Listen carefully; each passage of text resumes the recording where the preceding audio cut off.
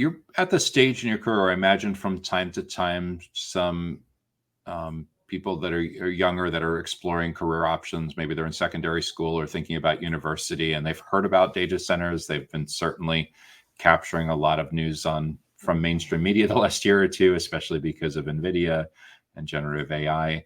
If you were to be approached by a niece or a nephew or a son or a neighbor's teenager who is exploring non-technical career paths in and around digital infrastructure, and they were seeking your advice, maybe they were thinking about a career in sales or marketing or as an account manager or product manager, what kind of advice would you offer to someone who doesn't really see themselves becoming a software developer or an engineer, but wants to get involved in some capacity in a client-facing role in a company similar to like Digital Parks Africa?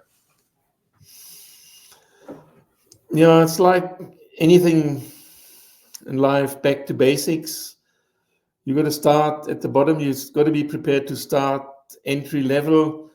You're not going to be successful customer facing if you haven't seen, touched, felt the basics. So even though you may not want to work in technical environments, or not everybody has a technical aptitude, but that's what I always say, go and shadow the technical teams, go and work with our technical teams that are responsible for customer deployments, that are on the cold phase of data center expansion projects, the teams that are rolling out our own power infrastructure, cooling infrastructure, white space infrastructure, teams that are responsible for maintaining customer infrastructure, cross connects, and so on. Just by shadowing them and working with them and learning about the nuts, the bolts, the cogs that make the data center business turn on a day-to-day basis.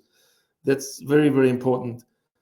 If you haven't felt it, touched it, experienced it, you're going to have difficulties convincing the customer that you understand the subject matter. And that's what customers are looking for. Customers are looking for confidence that the counterpart understands the subject matter. So that's a starting point. At the same time, as I mentioned earlier, once you then start with your customer engagement, customer facing, you're going to be very careful and ask yourself all the time that you don't get carried away only with the technical aspects, but that you do bring it back to benefit-based selling.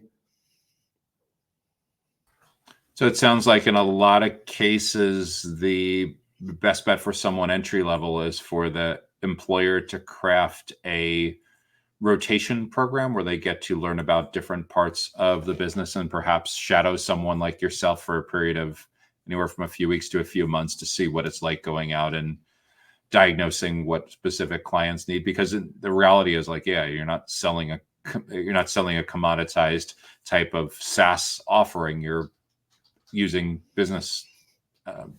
You're diagnosing what the business truly needs, so you can have a discussion with them about what the technology must look like. And what's super interesting is in a lot of these kinds of conversations, when people in sales roles are describing what they tend to do nights and weekends, and they describe their setup for their home computer lab, it almost seems like they're running a little miniature edge data center on their own to improve their skills so they can have these conversations that 5 or 10 years ago you may have thought were like the domain of an outsourced CTO that worked with small and medium-sized businesses. But in order to have credibility with prospects and clients, like, yeah, having that base level of understanding seems to be a huge part of career success at this stage.